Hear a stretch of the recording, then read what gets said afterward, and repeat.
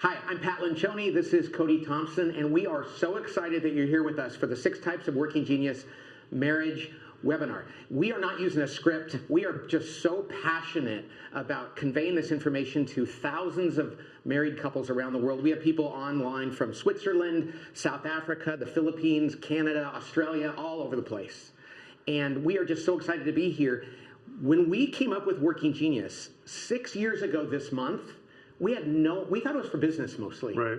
We had no idea that so many married couples would be calling us and writing to us saying that this has changed their marriages. In fact, a few have told us that it actually saved their marriages. Yeah, it's funny, even we were preparing for the webinar, just in the hallway, 10 minutes before we started this, a guy stopped us and said, "Are you Pat and Cody? Do you guys do Working Genius?" We're like, "Yeah, we're doing a marriage webinar on this right now." And he said, "Man, I was a pastor when this first came out. I got certified in Working Genius. We actually taught it in our marriage ministry at church." So fun that it's impacted our marriages. We're hoping it impacts your marriages. There's people in this very building that have applied Working Genius to marriage. So we're excited about that. Yeah, it's crazy. And you know, so much comes down to just not understanding each other. And there's so many tools out there to help us understand each other, but something about the 6 Types of Working Genius that it's applied to how we get things done really helps us understand things in marriage. Yeah. And you know, Pat, I bet there's people on the other side of the screen that are wondering, like, hey, what are these business guys doing talking about marriage? You know, like, they might know the table group, they might know some of the work we do in the world of work, but I actually remember getting hired. You guys hired me 12 years ago, and I remember the first time you said this phrase that's resonated with me ever since. You said, "The family is the most important organization in the world."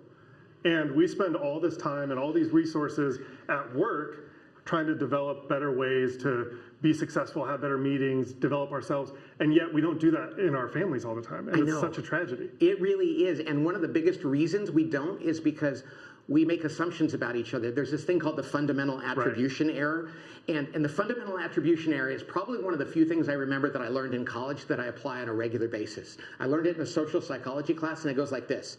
When somebody does something that annoys us, we attribute it to their character.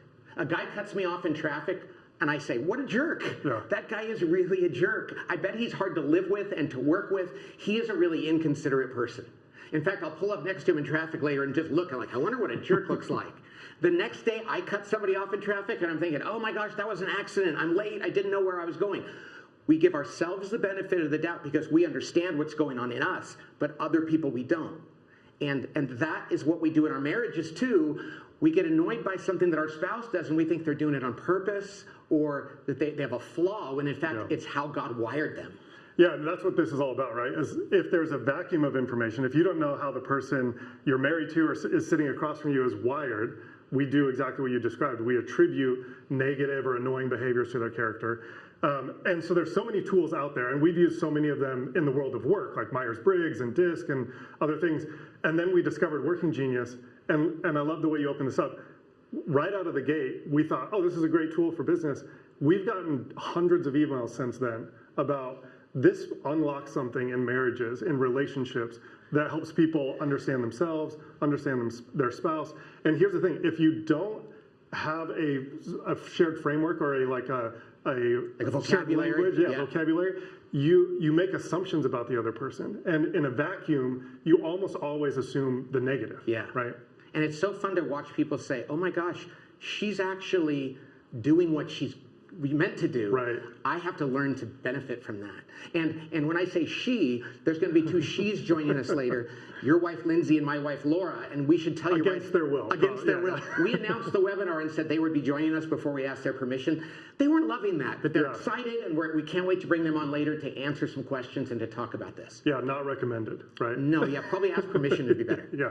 So I'm going to do a quick overview of this, right? Let's do it. You know, I like the point you make, because we do call this the Working Genius, but talk about how all of life is work. Marriage is work. Yeah, and people joke like, oh, marriage is a lot of work. But like, we don't spend that much time gazing into each other, not each other, our wives' eyes. We actually do on Zoom. Marriage is about getting stuff done. And you've got 3 kids right now driving to soccer and every other event and running a household and planning vacations, and marriage is a lot of work. Yeah, for us, it's almost primarily work. I mean, the idea of balancing the schedule, planning family vacations, seeing what our kids' needs are in terms of education, like that takes work and effort. And it is work. And so when you go through this, Pat, I think what's one of the unlocks is you've just distilled what work is down to 6 simple concepts. And then we get to discover the parts of that that we get to step into. Yeah, we almost called this, I mean, we could have called it the 6 types of doing genius because it's about getting things done. Right. So let's talk about the 6 types of marriage genius right now. Let's do it. Sound good? Go okay. for it. I'm going to try to do this. Can I get a cup of water there? I'm going to try to do this in 5 minutes. Okay. So there are 6 types of working genius. You know that from the title. 2 of them, for everybody, only 2 of them give us joy and energy, okay? 2 of them we can do, they don't feed us, they don't really drain us. 2 are called our working frustration, and those are the ones that drain us of joy and energy. So I'm gonna go through the 6 now, and then we'll talk about how it breaks down, okay? So the first type of working genius, and I always do this first, is the genius of wonder. The genius of wonder happens every new idea, whether you're redesigning your home or launching a new company or getting anything done, it starts with somebody with the genius of wonder asking the big question. People with this genius ponder things. They notice things and they say, why is it like this? Maybe there's a different way to do this. The genius of wonder happens at 50,000 feet with our head in the clouds. And it's critical. But people that have this genius, my wife has it, she'll be joining us, and 3 of my sons have it.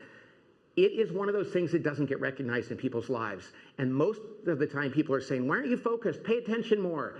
And people with the genius of wonder are up in their head thinking and asking questions. It's critical, it's a genius, and in a marriage, a business, or anything else, it's necessary. The next genius is the genius of invention. And Cody, off camera here, if there's something I miss here, you feel free to jump in and interrupt me and remind me. The genius of invention comes next. Because when somebody comes up with a big question, the person with the genius of invention says, oh, please let me come up with a solution. Let me solve that. Let me dream up something out of nothing. So wonder leads to invention. Now, my wife was the one who said we should use gears instead of circles because these things interact with one another. Wonder drives invention, okay? And people with the genius of invention like to wake up every day and come up with a new idea out of nothing. They like to do it from scratch. It is absolutely what feeds them. You know what's interesting about this? There's other people who this is something they can't stand. One man's trash or one woman's trash is another man's treasure. So the things some people love are the very things other people can't stand. So wonder and invention are the first 2 geniuses. These are both together called ideation. That's where new ideas come from. Okay, the next genius is the genius of discernment. Let's see if I can spell it here. Discernment is the genius of being able to look at an idea or a situation and using gut instinct and intuition and pattern recognition and recognize whether it's going to work or not, or if something's not quite right. People with the genius of discernment have an innate ability to look at a situation, weigh it out, and identify where it's going to break or what needs to happen or whether it's a great idea. Okay, the genius of discernment is critical. Like all of them are, none are more important than another. The next genius is called the genius of galvanizing. Now, galvanizing, Cody has this one, I don't, is the genius of getting joy and energy from rallying the troops and pushing people and interrupting and saying, come on, let's do it. They like to exhort people to do things differently or to change. They like to get up in front of people. They like to sell. They like to convince. This is a critical genius on a team. So many people don't want to ever do it. So many people wake up in the morning and say, please, I want to just get in front of people and galvanize them today. So that's the 4th one. These 2 are what's called activation. We come up with a new idea, then we have to activate it. The last 2 is implementation, and the next genius is called enablement. Now, we really struggled to come up with that word, enablement, because a lot of people think enablement is bad, right? It's like enabling somebody to do something they shouldn't. But enabling people to do good things is fantastic. And there are people in this world, and I'm not one of them, who get joy and energy out of just saying, yes, I want to help you. When people go to them and ask for their assistance, they are fed by saying, yes, I want to do whatever you need me to do. It's a God-given gift, and it's such a powerful thing on a team. Sometimes these people think they're just nice, but in fact, it really is a gift that God gave them that's unique. Now, when we came up with this model, we had WIDGE, and we were like, that's pretty darn close to widget. So we said, we're going to come up with a T word, and we came up with a good one, and that is tenacity, the genius of tenacity. Some people love to get things done, to finish things, to take it over the finish line, to make sure that they've hit the standards and hit the goals and they've overcome obstacles. I have absolutely zero of this. Neither does my wife. We'll talk about that a little bit and what that means for our marriage. But tenacity is the final genius. One way to look at this happens at 50,000 feet in the sky. We eventually land the plane, and this is where it hits the ground. So, wonder, invention, discernment, galvanizing, enablement, and tenacity. These are the 6 types of working genius. There's so many things I want to say about this, but really, the most important is it's our source of joy and energy. You know what? One of the ways you can understand this, 2 of your working geniuses are your genius, and that is a good way to explain it is a cup of coffee that you pour coffee in, and it's like a Yeti mug, so you screw the lid on tight, and it'll stay hot all day long. You'll retain your energy when you're working in your genius. Your working competency, which are your 2 in the middle, that's like going to Starbucks and getting a regular cup of coffee, putting it in there, and it'll stay warm for a while. You put a lid on it, so that you can do that one for a while. The last 2 are called your working frustration. That's when you pour coffee into a cup, and there's a hole in the bottom of it, and it drains out right away. Those are the things that I can work for 12 hours in my genius, and I'll go home, and Laura will say, you have a lot of energy today, and I'll say, yeah, I got to work in my geniuses. I can go to work and in 3 hours be completely burned out because I'm working in my area of frustration. So we're going to talk more about that in this. The last thing I want to say is this. These top 3, wonder, discernment, and enablement, are called responsive geniuses. They wait for other things to provoke them to act, whether it's the environment or things going on or another person. Invention, galvanizing, and tenacity are what we call disruptive geniuses. They are the provokers of action. So some people have 2 that are responsive, some people that have 2 that are disruptive, and that kind of matters too, and we'll get into that more in a minute. So that's enough theory. That's enough theory about working genius. For those of you that know this, I hope that was a good refresher. For those of you that don't, and we know there's quite a few, I hope that gives you enough context so we can put the rest of the leaves on the tree. Now what I want to do is talk about a real living couple and how they use this. Well, yeah, we have a great interview that we're going to show them. Before that, though, I wanted to hit one other point, which is so often we talk about, so this is a great overview of the model, right? The first thing is we use this so often with teams. And what we do is we develop a team map around this, right? So the idea that like we go in and there's 5 or 6 people on a team, we can identify their areas of genius and the things that frustrate them. And when we're in a room like that and we're saying like, oh, your team is missing galvanizing, and here's what that might feel like to you. Right. They think we've been in the room like recording their team meetings on Zoom. Yes, like we have this prescient ability to see what's going on. But when you're missing one, it plays out in reality. And so much of what we're going to talk about today is sort of a marriage team map, right? Like, so you'll look at this and like you said, everybody has 2 that is their genius. And there are 2 that are your frustrations. Now with your spouse, the maximum amount you can cover in here is 4. Right. So there's going to be gaps. There's going to be things that frustrate you. I love the burnout thing that you alluded to is that sometimes in a relationship, we're doing things in an area that is frustration for us, and it leads to burnout really quickly. Yeah. And without this context, it's hard to understand that. And we think people just need to take time off. No, they need to work in their area of frustration their area of genius, because that's going to feed them. Right. Let's look at that interview right now, right? Well, one other thing. Yeah. Because this is something that I think is maybe an underrated concept that, in addition to everything you just described, but let's talk about guilt and judgment. Yes, we forgot that. Yeah. That's great. So here's one of the things that Working Genius has done for us personally that applies to marriages in like a really unique way, which is it helps you avoid unnecessary guilt and unnecessary judgment of others. And too often, without knowing this, we will actually feel guilty ourselves. Yeah, we're bad. Like, how come I can't do that? Right. God didn't wire you to do that. Like, Pat is an inventor, discerner, right?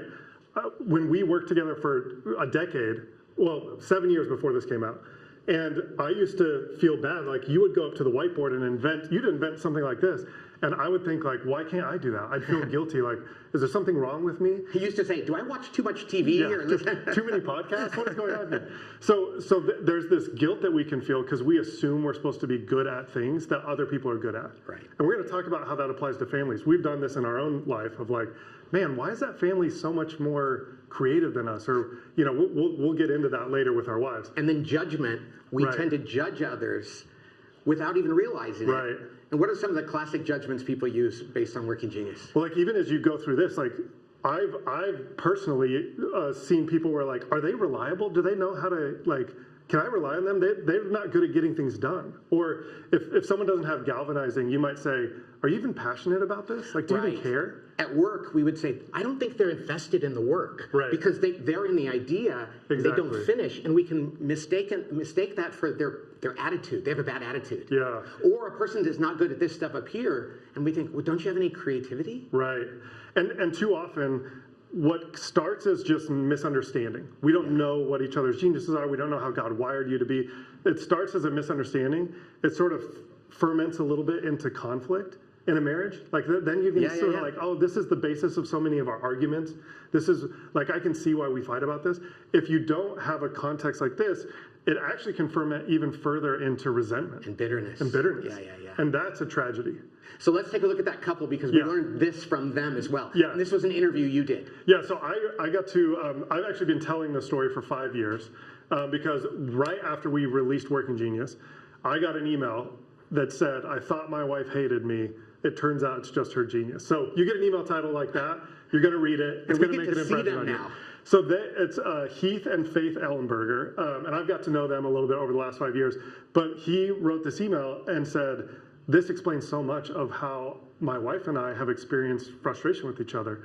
And so we thought, what's a better, more fitting thing to do than during the marriage webinar, go back to Faith and Heath and say, why don't you tell us how this has impacted your marriage over the last 5 years? Yeah. So we had this great conversation. It was way too long because they're a great couple. We had so much fun. So we had to condense it down a little bit, highlight some of the parts.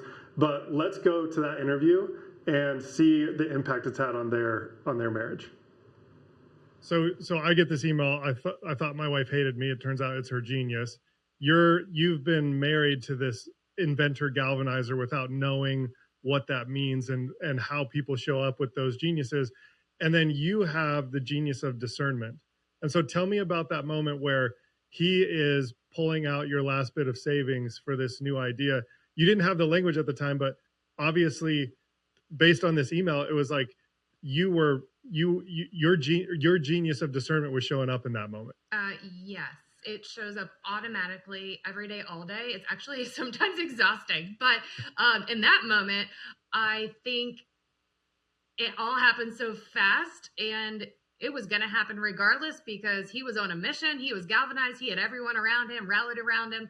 And I was just sitting back like, okay, I guess we're doing this, but we have all these issues and problems and no answers in my book on how we're going to make this happen and why this should be the right step for our marriage and life right now. And I don't think about any of that. And your description of this in the email is, as you guys got more and deeper into being business partners, you said, it felt like she supported me less. She was shooting down my ideas, and it would get really frustrating. And I didn't know at the time that she wasn't like actually presenting a genius. It just felt like a lack of support.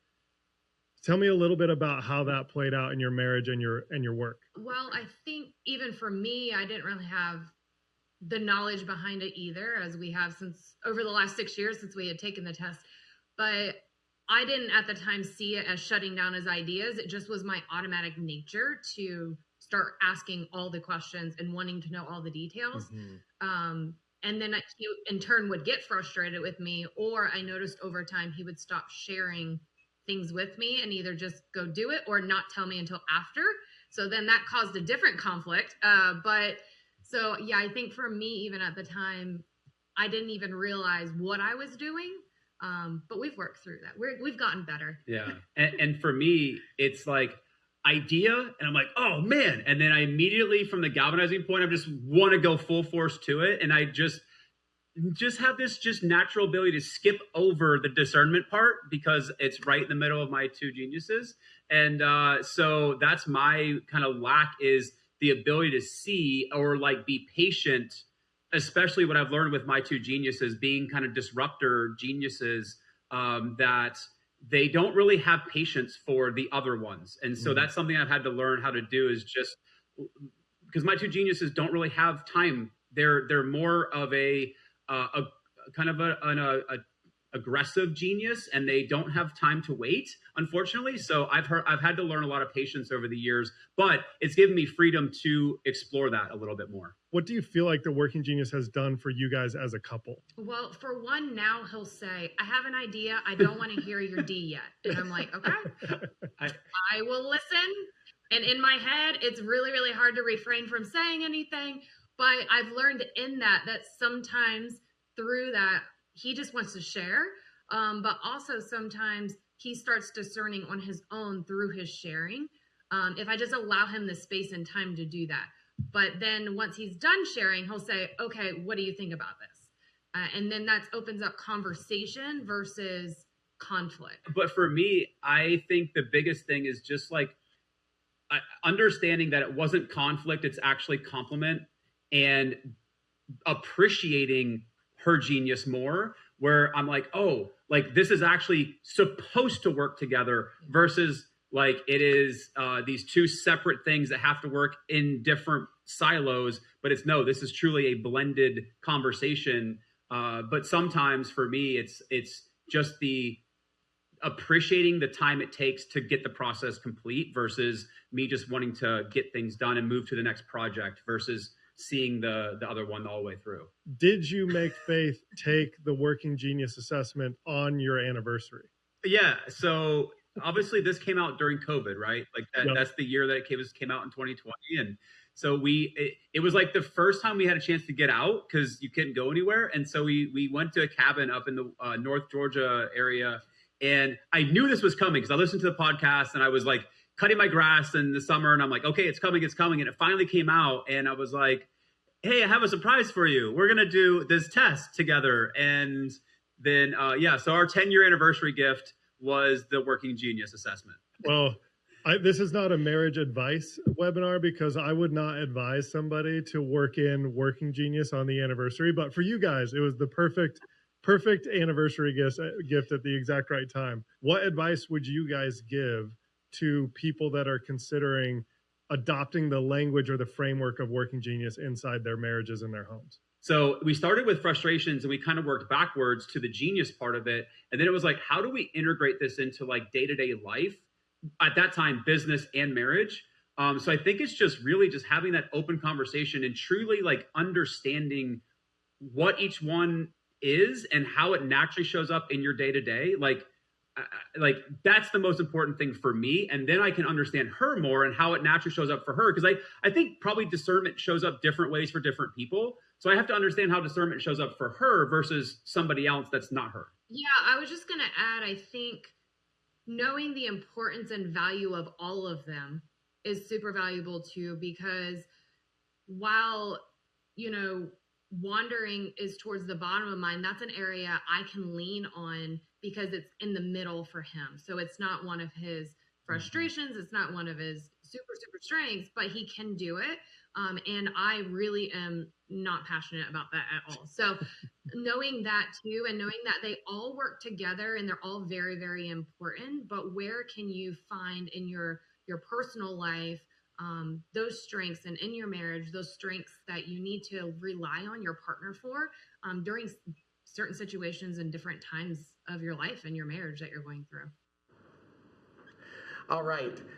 Before we talk about that interview, which I love, I've seen it like 3 or 4 times now, I love it every time, we're going to introduce our panelists who are going to be here for the next 30 minutes or so, against their will.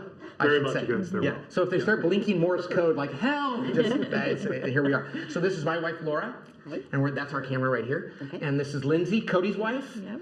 What did you think of the interview? Well, wow, first of all, marriage and family are challenging enough. I can't even imagine working together too. Like having a job and running a business. Yes, especially us. Well, we can come up with a lot of ideas. Oh yeah, we'd never finish them. When Heath says it was not conflict, it was a compliment, I was like, oh, I remember when we finally had language around where we missed each other, had that conflict. And I was like, yeah, it's such a compliment now because we have language around it. And when you think about that, it goes from a negative to a positive. Mm-hmm. Suddenly you're like, oh, I actually like that he's different than me. Yeah. Whereas before it was like, what is going on? Mm-hmm. You Yep. know? And so much of that is back to the fundamental attribution error, right? Like Right. we don't know how somebody's wired, so even our own spouse, we're like making up nefarious intent instead, where we could have grace and mercy and like forgiveness, and then that starts to ferment. It Yes, can't, unless we have exactly. language like this. You know what we remembered? When we came up with this, you were pregnant with Brooks. It was the middle of COVID. Yeah. So you guys were home, because remember how it was like, we got to be careful. Living in all the conflicts. Yes. Oh my gosh. Laura, do you remember the first night when we came up with this? Oh yeah, totally. It was so much fun. Yeah, Like well- this is my jam. This was awesome. And we'll talk about that. She doesn't get to do a lot of this jam, or she does now more. But remember, then the book came out, and we were on a plane together, and you read the book. Yes. Yes. And she finished it, and I said, "What'd you think?" Yeah, and I was crying.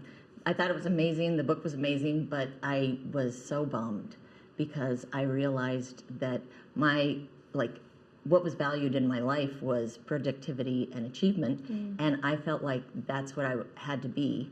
And so WI, calling it a genius, felt like a lie. Where did that value of productivity come from in your life? Oh, well, it was modeled for me as a child, and really the world values productivity and achievement. Right. So it wasn't, they don't say, hey, why don't you go ponder things a while? But raising kids is mostly about pondering and Right, creativity. exactly, yeah. So I spent a lot of time doing things that I felt inadequate about. So I felt like all of my friends could do these very easily. I thought that because I was a woman, I should be able to do these things. Like this should just come Like naturally. what kind of things? Well, just being a mom, like just taking care of the house, taking care of kids, all of the things that you have to do did not come easy to me. Okay, And it which was- letters were those? Oh, GET, yes. Galvanizing, enablement, and tenacity. Yeah. So those are my last three, and that was a struggle. And to watch people, I'd watch my friends, and they seemed like they could all do it. And so I thought, well, what is wrong with me? And so then I poured more time and energy into GET, and then I'm not doing any of the WIing. And so I was so burned out, and I had such a drain on my energy. And I didn't get it. I was like, I know you're working, being a mom is so hard. You're in the throes of it right now. And so she's like, I'm really tired. And what I would heard, and remember, we had just started a business, and I was Right. tired, but I was doing things in my genius. Yeah. Right, And I didn't realize, no, she wasn't just tired, she was burning out. right. Well, and I wish I had understood that. Yeah.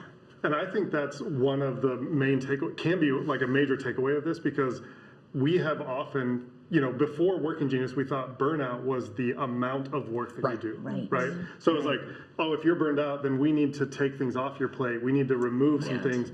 Right. And really, when you think about Working Genius, and you did a great job talking about the joy and energy of Working Genius, sometimes as a parent, a spouse, in the relationship in a marriage, you actually have to add things that you like to do. Yes. Exactly. So it's exactly. kind of counterintuitive. Like, don't just take things off your plate. You have to do the things that fill your bucket. Right. So one of the things that would happen is he'd say, well, hire it out. Hire somebody. No, remember what we said, like, maybe, could we outsource this? Outsource, yeah. Yeah. So how can we outsource this? And so that made me feel inadequate not because of Pat, it wasn't his fault. It was because of my, growing up, I was like, well, I can't handle this. I can't be productive, and I can't do this. And then I've got something to add to my to-do list that I already can't get done. Yeah. She was So like- now you're going to tell me to go galvanize somebody to do these things, and I don't have that skill. Yeah. Perfect storm. Yeah. Well, and Laura, I'll add to that too, even though I'm discernment tenacity, and so I am able, we're very opposite. I'm able to do a lot of those Right. task-oriented, organized things. However, as a mom of three littles, there's a lot of inventing that I thought needed to happen in order to be a good mom. I thought I had to come up with all of these really inventive and creative things. And so I'd come up with a very mediocre idea because I'm not an inventor, and then I have to galvanize everybody to want to do the mediocre idea. And I realized that I was doing a lot more galvanizing than I had the energy for. And so once I finally had language to go, okay, I can galvanize for some time, but if I'm galvanizing a frustration as well, Right. it would just drain me. And then it came with a mom guilt spiral. Right. And Right. that's the funny thing is, you can have a mom guilt spiral or a dad guilt spiral over anything. Whatever you Absolutely. are, you think, well, how come I can't do what they can do? Yeah. Right. Yes. Everybody feels like they're deficient in something. Well, that was one of our revelations when we did Working Genius, was actually we both have discernment, and I have a little bit of galvanizing. She's great at execution and A tenacity. little bit of galvanizing? Yeah, that's an understatement. I'm decent at it. I'm This is decent a at it. green G right here. Yeah. She's here. That's galvanizing in action. You know, I had to do the Lord's work to get her here. But the invention thing was actually a place of guilt for us. Like, we had all these friends that were really creative. They'd come up with like new vacations for their kids to go on, or fun, spontaneous games for them to play. And we felt like, shouldn't we be able to do that? You know, like, what's wrong with our family? Like, we're not as good. I mean, you guys came up with a board game, like, And a musical. and a musical. And a musical. And we songs, wrote a book. We've written some songs. some screenplays. How many of them got done? See these little T's over here? Yeah, We yeah. have no tenacity. But you know what we realized talking about this last night?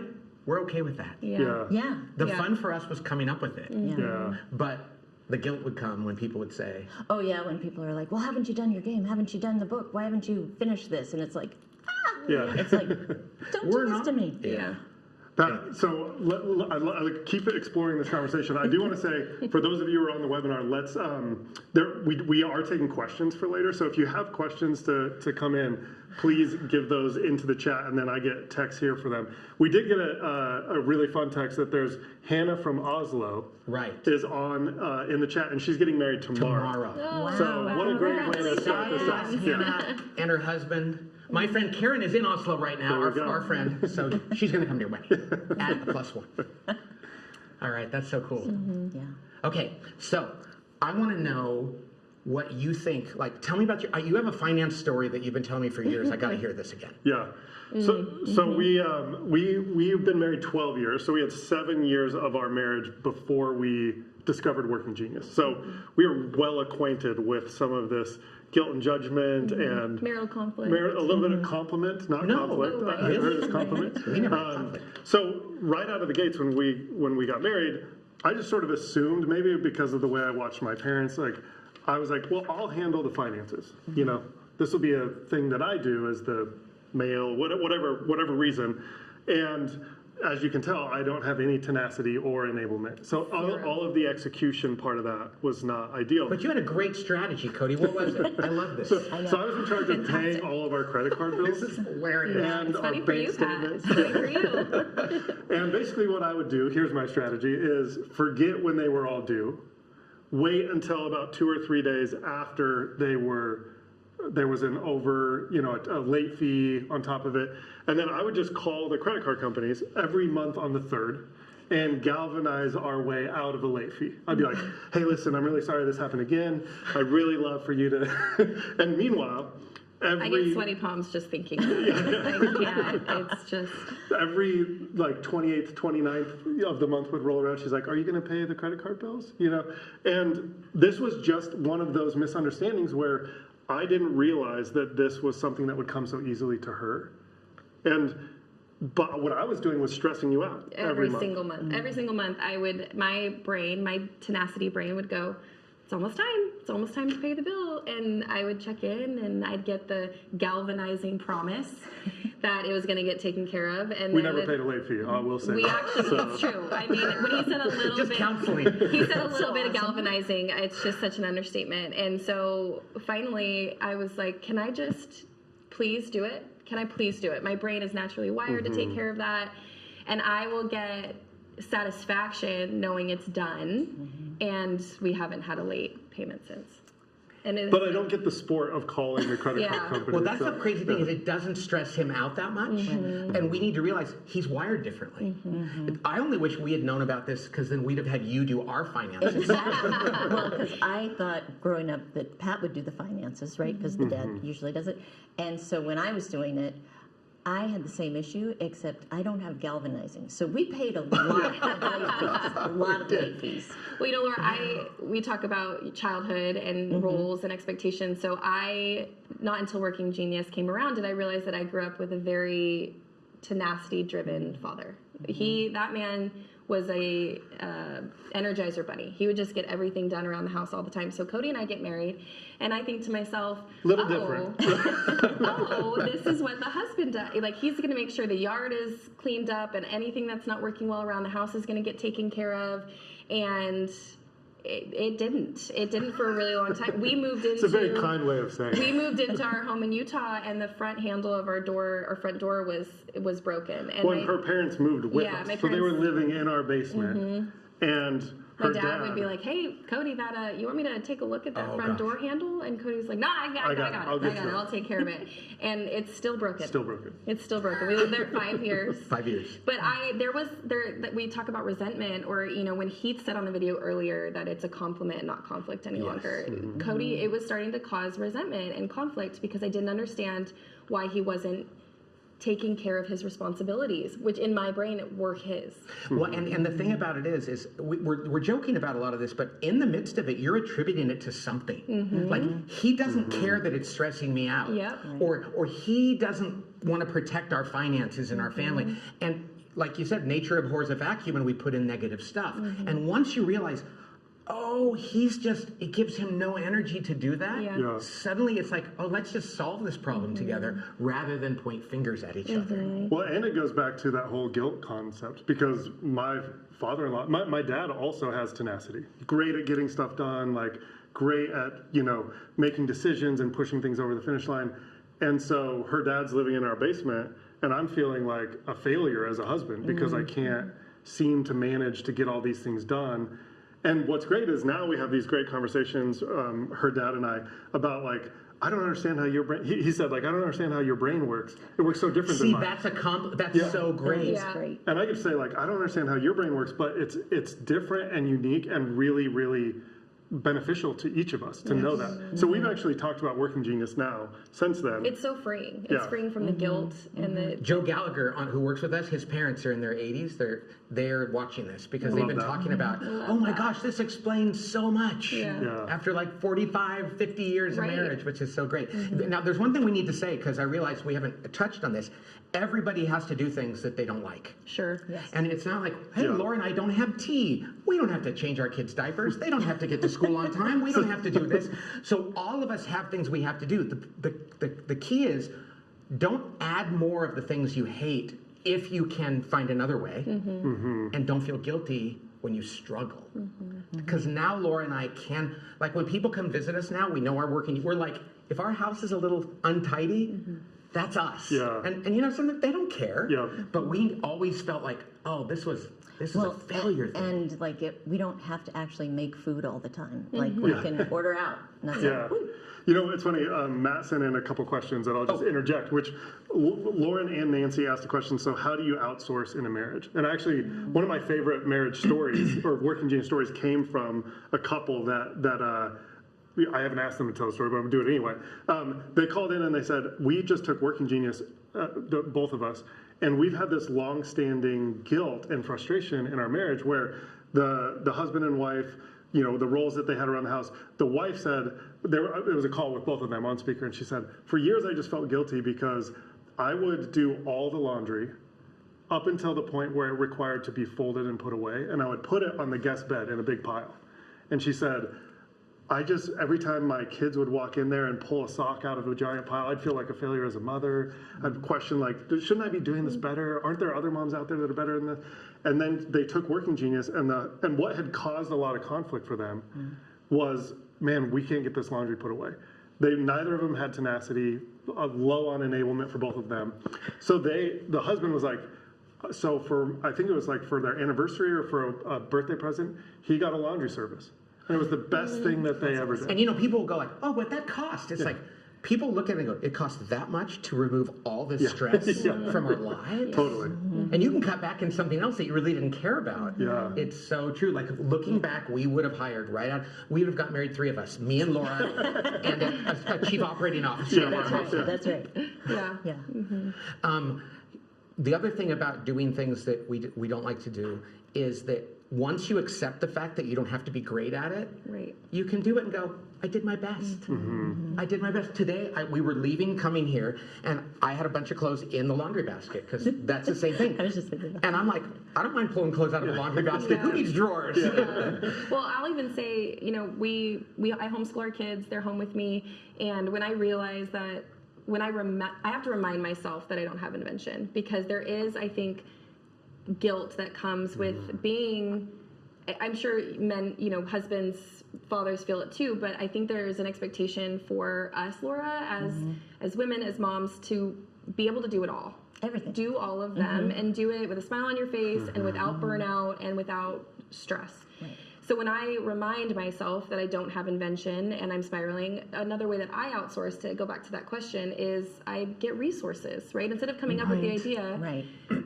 Now, it's a fine line, but social media has a lot of ideas on it for the Right. homeschooling parent. And so there's a way to outsource even that is free, depending on what your frustrations are. And it just gives me so much freedom to go, okay, now it's a fine line to fall into guilt, where you see everybody who can invent is putting their highlight reel on social media. But there is that freedom to go, okay, this is a way that I can outsource, and I can outsource for free and get an idea that I didn't have to come up with and exhaust myself. Just know that person that's inventing behind the studio they're in, the house is a mess. Right? Yep. Yeah. Well, and even something small, like we went and bought these little conversation cards for our kids, because around the dinner table we were like, we don't have a lot of wonder, question asking, like invention. So we just said, well, let's get these cards and we will pull them out at meal times, ask our kids these really, deep questions and get their answers.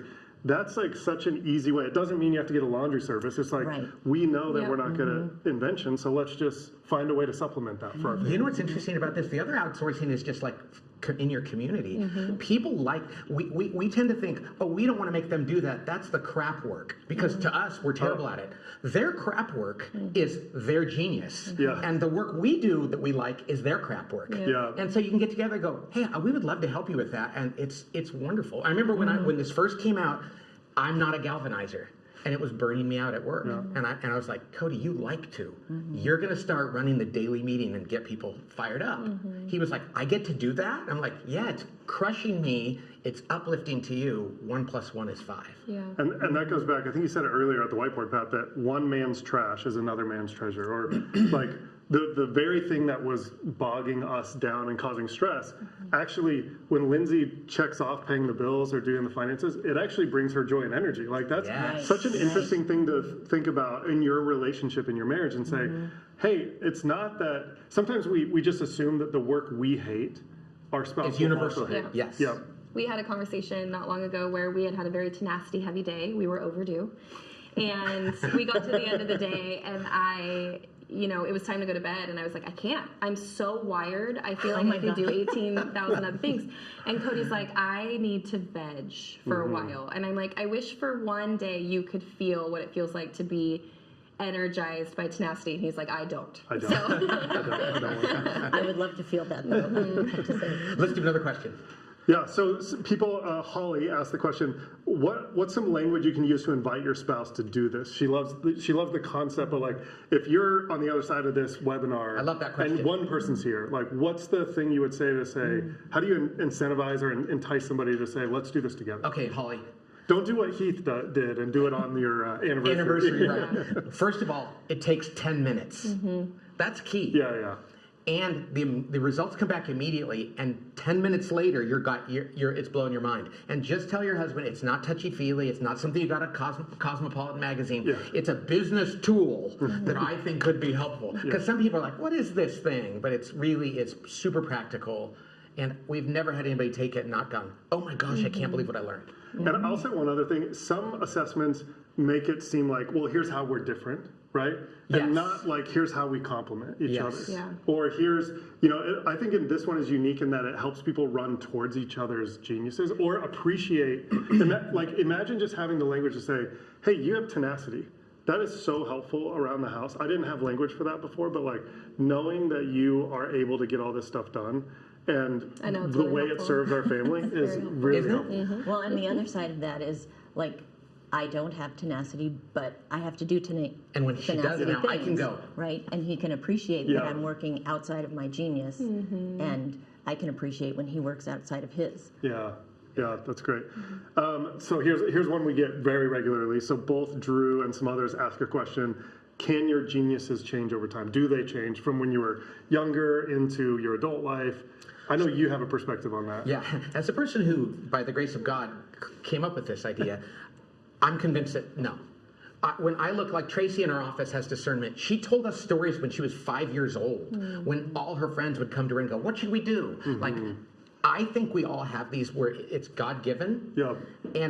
But some people never got to use them when they were young. I mean, I was ET or my lowest, and I lived like an ET for 22 years. Yeah. I lived against the grain. And so some people have just never used them. But usually when people discover their geniuses, they're like, I've always been this way. You were a WI when you were a kid. Totally. But we had to get good grades, and we had to play on every team and do all this stuff. And it's like, we just wanted to invent things and dream. Yeah. So I actually don't think they change. Yeah. I really don't. It's interesting. I feel similarly. I can remember times when I was a kid that now I have language for like, oh, I like doing that, and I really didn't like doing that. Another question came in about, there's so many parents on here, right? So it's like, at what point do these sort of things start showing up, your geniuses start showing up with your kids? How can you even assess them? We have a student assessment that we built for not young kids, but... Yeah, so since we've done this, we've had late high schoolers and college kids. So we've actually used it. Yeah. And so it's good to have the student assessment, you can figure that out. But your kids are younger, you can already start to see things. Oh yeah. I mean, our son Brooks will ask questions until you muzzle him. Like he just, that little boy will say, he asked me one time, what do you think it feels like to be a sink? And I love that. I froze. So I started to turn it back on him. I go, what do you think? And as a wonderer, he just loves to talk about it. He'll just talk about all those questions, or he'll ask, who's the strongest man in the world? Who's the second strongest man in the world? Who's the third strongest man in the world? Just constantly. And we're like, I'll be shocked if that little boy is not a wonderer. And you know what's great about that? Because you can go, my expectation, and I remember when we figured this out, like one of our sons, I was like, he is not going to be the same kind of high school student when his head's up here. And there's other kids that are ETs, and they're like, I get my assignment done, I put my name on it, I always turn it in on time. And Do it early. we do it early. And so often we go to kids, we go, why aren't you like these other kids? Right. Yeah. It's like, because I'm not. When you're wounding them. You know, there's going to be Exactly. wounds, lifetime wounds where they... But they you think see you're value. helping them. Yeah. Right. But we're encouraging them to live against the grain. There's another story that a mom emailed in a while ago that said, every time, I think she had a teenage daughter that took our assessment, and every time she was assigned a paper to write, she got like overwhelmed. She got anxiety about what should I write about, right? So she had very little invention. She couldn't come up with ideas. So when her mom found this out, she said, hey, why don't I help you think of 4 or 5? So she had discernment and tenacity, just like Lindsay. So she's like, why don't I help you think of 4 to 5 topics that you might be interested in? And she was like, you'll do that? Because she knows how to do the rest, right? She knows how to take the topic and do that. What a gift to give to your kid, and to, just the language of being able to lean in and say, I think the education system is obviously geared more towards enablement and tenacity. Yeah. Absolutely. And so there are kids out there that we're parenting that are like, don't have that. Right. Do they go like we did? You and I both shared that. Went through our entire educational career thinking like, I guess I'm not a really good student. I guess this is harder for me than all the other kids. I'm not smart. Right.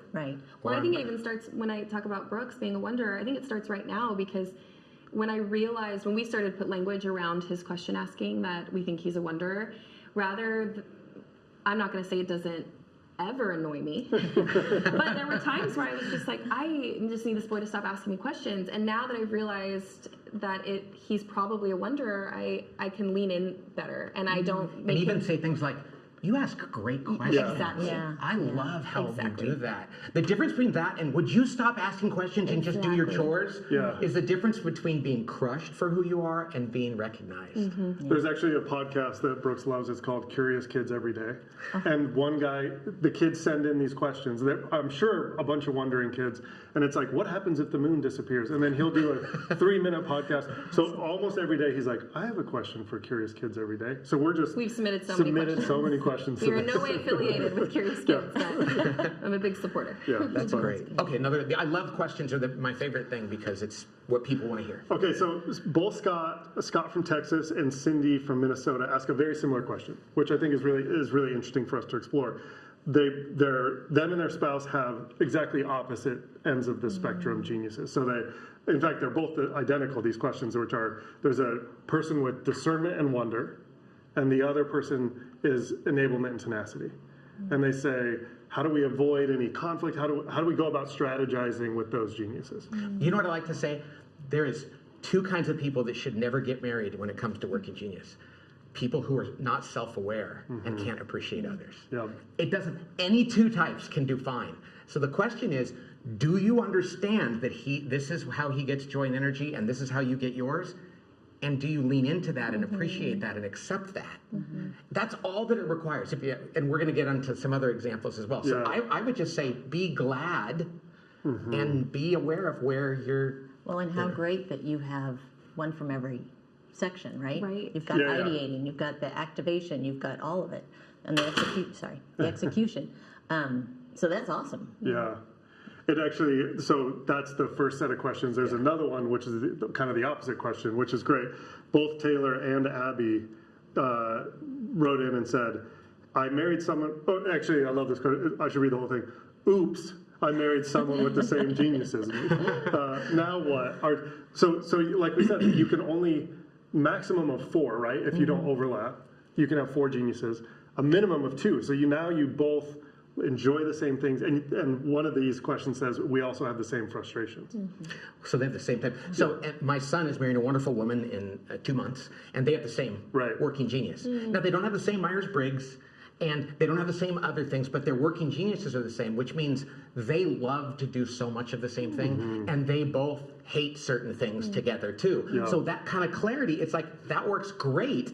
Now they can both say, how are we going to outsource or organize or structure to deal with those? It's really just self-awareness and honesty and appreciation. And just looking at your processes and how you work together and going, oh, okay, putting it into this model and saying, this is one of the geniuses we are not. This is our frustration. And now how do we recategorize? How do we outsource? Right. Who do we lean on? Who do we hire? Whatever that looks like. But it just gives you the freedom. And start by crushing the guilt. Yeah. Absolutely. Yep.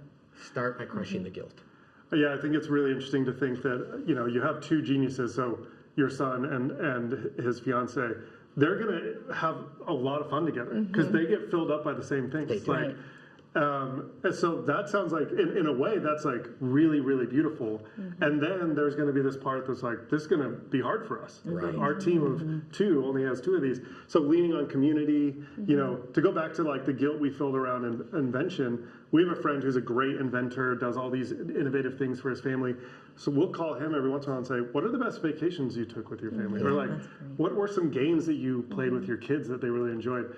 And it's actually a gift. I love that, you've said this many times, Pat, in the context of work, but life is a team sport. Yeah.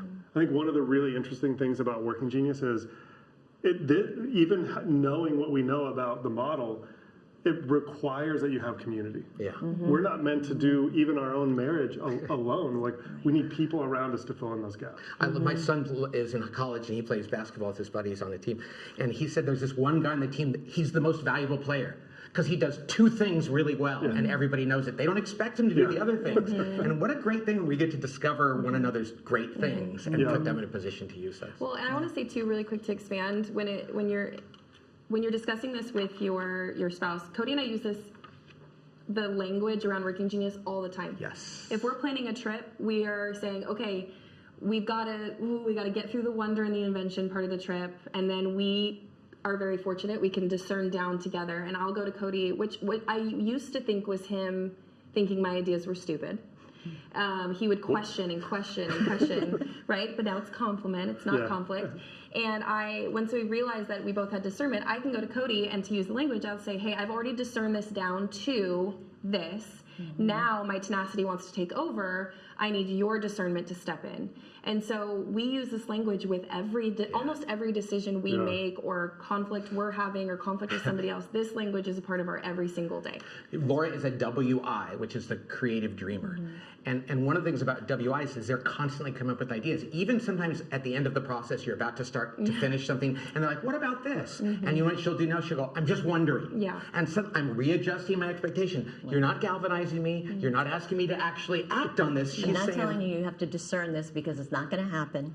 Yeah. Right. One of my Whereas I used to go like, what are you kidding? Right. It's finished. Yeah. One of my favorite stories that you told, as you guys were moving, bought a house here around the Nashville area, sign on the dotted line. Buying a house is like one of the bigger things that couples do together. Laura's done it many times. And then I think you said, we basically got done signing the paperwork, and Laura was like, I wonder if we should be further south. You know, I was like, whoa, you know. I'm just wondering, you know what also, the vocabulary is great in marriage. It's also great to go, I'm not galvanizing this, I'm just ideating. Right. So I'll say, I'm throwing this out, I'm not asking you to act on it. Right. And allows people to go, oh, okay, I'll listen to your idea. Or when I say, hey, my tenacity is on overdrive. I do think it's when you describe it as disruptive, it absolutely can be.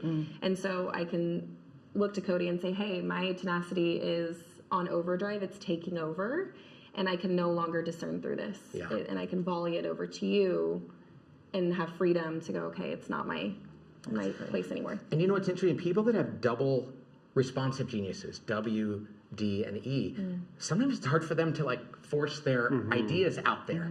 So if you know that, go to them and extract their ideas from that because they're not going to force it. The other thing I want to say before we wrap up is that, and I know we have a few more questions, but when you take 10 minutes to really read your report. Don't just look at the letters. They're going to give you every type, every combination of geniuses has its own label, and it's so helpful to understand.